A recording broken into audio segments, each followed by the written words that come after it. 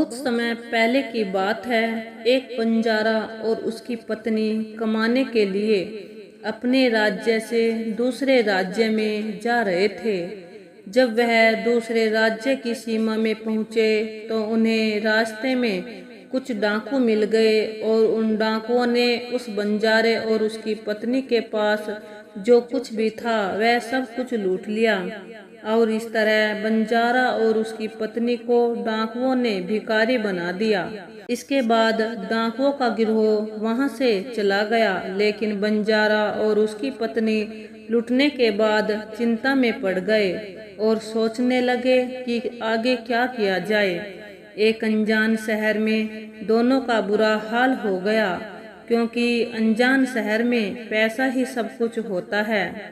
बंजारा अपनी पत्नी को लेकर अनजान शहर की तरफ बढ़ने लगा।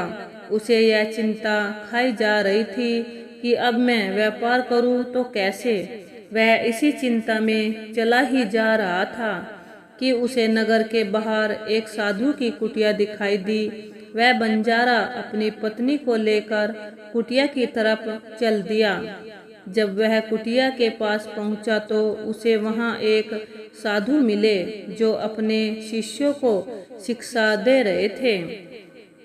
साधु को देखकर बंजारा सोचने लगा कि क्यों ना साधु को अपनी समस्या बताऊं, शायद यह मेरी समस्या का कुछ समाधान कर दें। ऐसा विचार करके वह साधु महात्मा के पास पहुंच गया और बहुत ही विनम्र स्वर में उसने अपनी समस्या महात्मा जी को बताई और कहने लगा कि महाराज, डाकुओं ने हमारा सब कुछ लूट लिया है। अब व्यापार करने के लिए हमारे पास कुछ भी नहीं बचा। यदि आप किसी तरह मेरी पत्नी को किसी सेठ के पास गिरवी रखवाकर मुझे कुछ पैसे दिलवा दें तो आपकी बड़ी कृपा होगी। जब साधु ने बंजारे की बात सुनी तो साधु को उस बंजारे पर दया आ गई। साधु ने अपने परिचित सेठ के बारे में बताया और बंजारे को उस सेठ के पास भेज दिया। बंजारा अपनी पत्नी को लेकर उस सेठ के पास पहुंच गया और सेठ से हाथ जोड़कर कहने लगा कि सेठ जी, मुझे कुछ पैसों की आवश्यकता है। मेरे पास गिरवी रखने के लिए और कुछ तो नहीं है, बस मेरी पत्नी है। आप मेरी पत्नी को गिरवी रखकर मुझे कुछ पैसे दे दो। उन पैसों से व्यापार करके जल्दी ही आपकी रकम ब्याज सहित वापस कर दूंगा और अपनी पत्नी को आपसे छुड़ा लूंगा। तब तक मेरी पत्नी आपके दिए हुए पैसों में आपके पास गिरवी रहेगी। सेठ ने जब बंजारे की बात सुनी तो वह पैसे देने के लिए तैयार हो गया और सेठ ने पैसों के बदले में बंजारे की पत्नी को अपने पास गिरवी रख लिया।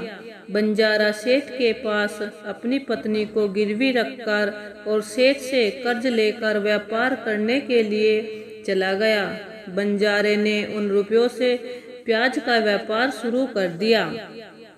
वह सस्ते दामों में किसानों से ब्याज को खरीदता और दूसरे जरूरतमंद लोगों को महंगे दामों में बेच देता था। इस प्रकार बंजारे ने उन पैसों से बहुत ही कम समय में बहुत सारा धन अर्जित कर लिया। अब बंजारा सेठ के पास पहुंचकर कहने लगा, सेठ जी, आप अपना हिस्सा करके मुझसे रुपए ले लीजिए और मेरी पत्नी को मुझे वापस लौटा दीजिए। यह सुनकर सेठ ने कहा, भाई क्या बताओ, आज से 2 महीने पहले की बात है कि तुम्हारी पत्नी अचानक बीमार पड़ गई और बीमारी के कारण तुम्हारी पत्नी की मृत्यु हो गई। मैंने तुम्हारी पत्नी का बहुत इलाज करवाया, अच्छे से अच्छे वैद्य को दिखाया, लेकिन फिर भी मैं तुम्हारी पत्नी को बचा नहीं सका। बंजारे ने जब उस सेठ के मुंह से यह बात सुनी तो बहुत दुखी हो गया। फिर थोड़ा धीरज बांधकर सेठ से बोला, सेठ जी, जो होना था वह तो हो चुका है। शायद मेरे नसीब में ऐसा ही लिखा था। वह मेरे साथ रहती तब भी आयु पूरी होने पर उसे मरना ही पड़ता। होनी को कौन टाल सकता है। फिर भी आप अपने पैसे मुझसे ले लीजिए, ताकि मुझे इस बात का संतोष हो जाए कि मैंने अपना कर्ज चुका दिया है और अपनी पत्नी को गिरवी रखने के कलंक से खुद को बचा लिया है। बंजारे की बात सुनकर वह सेठ बोला, नहीं भाई, अब मैं तुमसे पैसे कैसे ले सकता हूँ? जब मैं तुम्हारी अमानत ही तुम्हें नहीं लौटा सकता तो अपना कर्ज वापस लेने का मुझे कोई हक नहीं है। बंजारे ने बार बार सेठ से अपना कर्ज वापस लेने का आग्रह किया, परंतु सेठ नहीं माना। फिर उदास भाव से बंजारा वहां से निकला तो रास्ते में फिर उसी स्थान पर पहुंच गया जहां पर उन्हें साधु महात्मा पहली बार मिले थे। हमेशा की तरह साधु महात्मा चबूतरे पर बैठे हुए अपने शिष्यों को शिक्षा दे रहे थे। बंजारा भी मन की शांति के लिए वहीं जाकर बैठ गया। साधु महात्मा के प्रवचन सुनने लगा। साधु महात्मा ने जब बंजारे को देखा तो उसे तुरंत पहचान लिया और उसका हालचाल पूछने लगे। बंजारे ने पूरा घटनाक्रम असंत महात्मा को बता दिया। महात्मा एक सिद्ध पुरुष थे। बंजारे की बात सुनकर साधु महात्मा ने कहा कि भाई, उस सेठ ने तेरे साथ धोखा किया है। तेरी पत्नी निश्चित रूप से जीवित है। तेरी पत्नी को उस सेठ ने अपने घर में छुपा लिया है।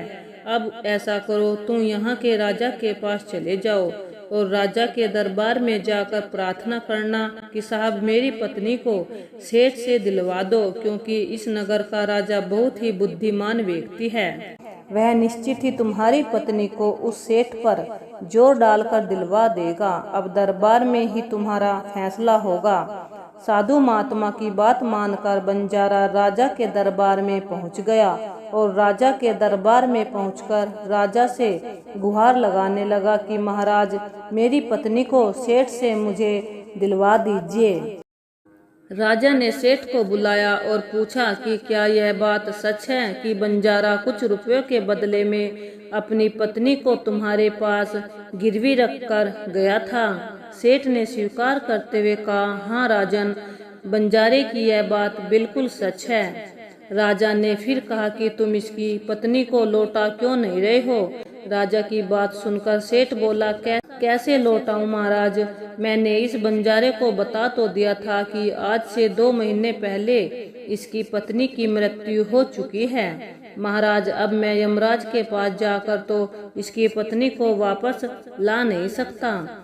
राजा ने पूछा, कोई गवाह है तुम्हारे पास जो इस बात की पुष्टि कर दे कि इसकी पत्नी की मृत्यु हो गई है? सेठ बोला, हाँ महाराज, इस बात की पुष्टि वह वैद्य अच्छी तरह से कर देगा जिसने इस बंजारे की पत्नी का इलाज किया था, और वह 4 व्यक्ति भी इस बात की गवाही दे देंगे जो इसकी पत्नी को शमशान में जलाकर आए थे। उस सेठ ने यह बात इतने आत्मविश्वास के साथ कही कि राजा को भी उस पर भरोसा हो गया। तब राजा ने बंजारे से कहा कि अगर तुम्हारी पत्नी जीवित होती तो हम तुम्हें अवश्य दिलवा देते। अब तो हमारी भी मजबूरी है। इस प्रकार राजा ने बंजारे को समझा बुझाकर वापस भेज दिया।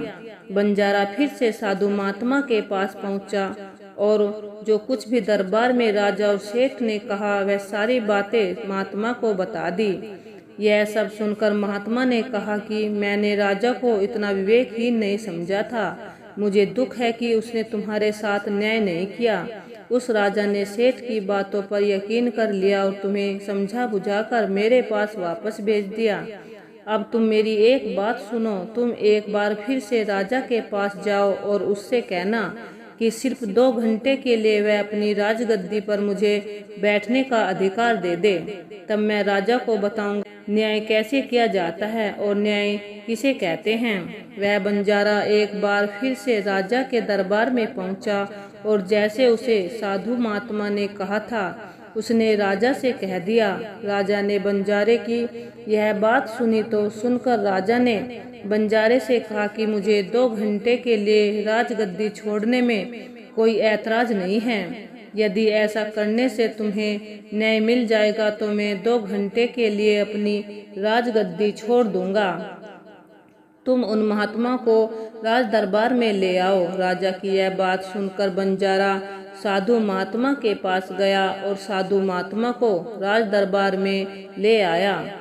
जब साधु महात्मा राज दरबार में पहुंच गए तो राजा ने अपनी राजगद्दी छोड़ दी।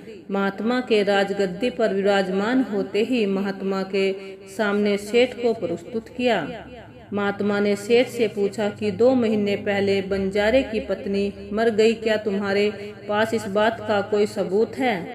सेठ ने कहा, हाँ, मेरे गवाह मौजूद हैं। फिर राजा बने साधु महात्मा के आदेश पर सेठ के गवाह पेश किए। सबसे पहले साधु ने उस वैद्य को बुलाया जिसने बंजारे की पत्नी का इलाज किया था। साधु ने उससे पूछा, क्यों भाई, आपने ही इस बंजारे की पत्नी का इलाज किया था? वैद्य बोला, जी हाँ, मैंने ही इस बंजारे की पत्नी का इलाज किया था। वैद्य की बात सुनकर साधु बोले, अच्छा वैद्य जी, मुझे यह बताओ कि तुम बंजारे की पत्नी का इलाज करने के लिए सेठ के घर जाते थे या फिर बंजारे की पत्नी इलाज करवाने के लिए स्वयं तुम्हारे पास आती थी?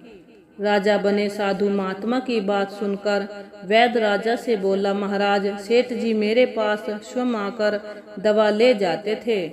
साधु बोला, यानी तुम विश्वास के साथ यह नहीं कह सकते कि वह दवा सेठ बंजारे की पत्नी के लिए ही ले जाता था या किसी और के लिए? साधु की बात सुनकर वह वैद्य बोला, यह बात मैं यकीन के साथ नहीं कह सकता कि सेठ जी मुझसे किसके लिए दवाई ले जाते थे, लेकिन सेठ जी मुझसे दवाई जरूर ले जाया करते थे।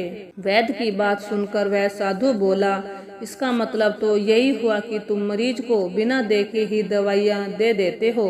यह तो बहुत ही गंभीर मामला है।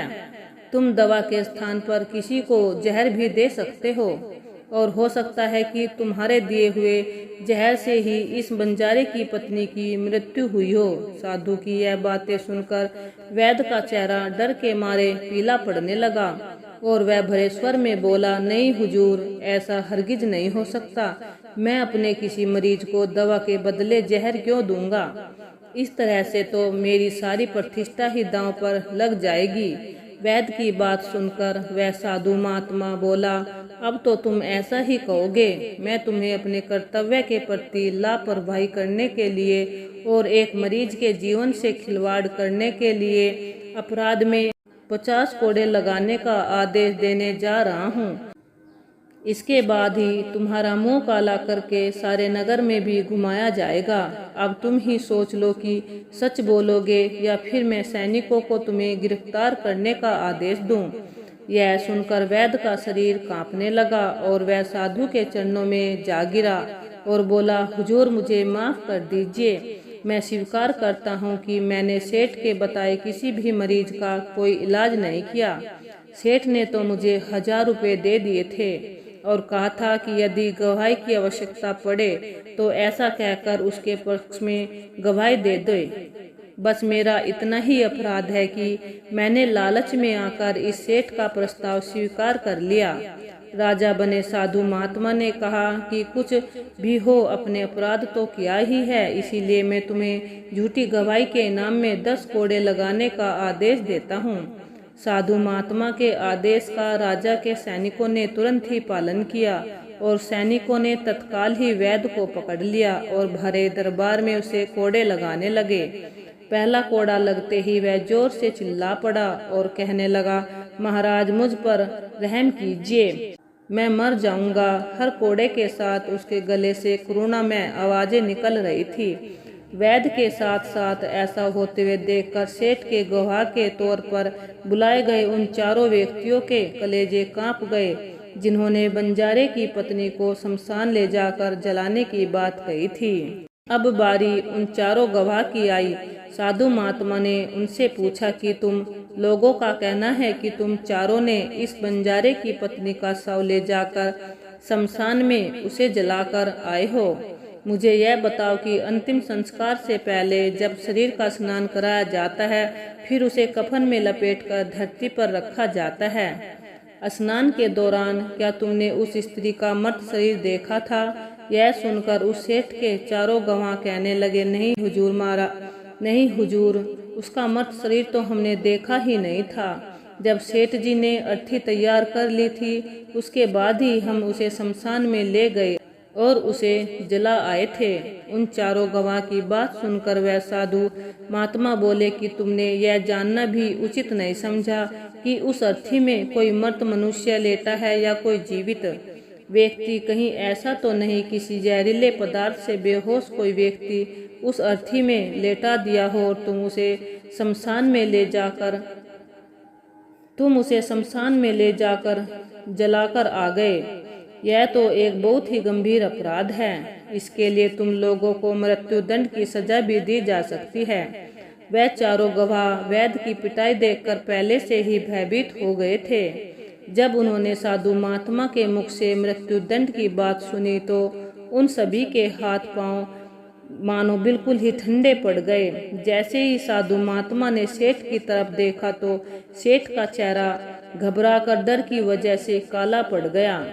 साधु ने सेठ से कहा, सेठ जी, तुम्हारे पांचों गवाह की तो पहले ही हवा निकल गई है। अब तुम बताओ कि किसी की इच्छा के विपरीत किसी की पत्नी को जबरदस्ती घर पर रखने के अपराध में तुम कौन सी सजा पाना पसंद करोगे? साधु महात्मा की बात सुनकर सेठ का चेहरा एकदम से सफेद पड़ गया। उसके मुंह से कोई शब्द बाहर नहीं निकला। साधु बने राजा ने कहा कि इससे पहले कि मैं तुम्हें 10 साल की कठोर कारावास की सजा दे दूं, अभी भी समय है कि तुम इस बंजारे की पत्नी को दरबार में हाजिर करो। राजा के डर से सेठ ने तुरंत अपने सेवकों को घर भेजकर बंजारे की पत्नी को दरबार में प्रस्तुत कर दिया।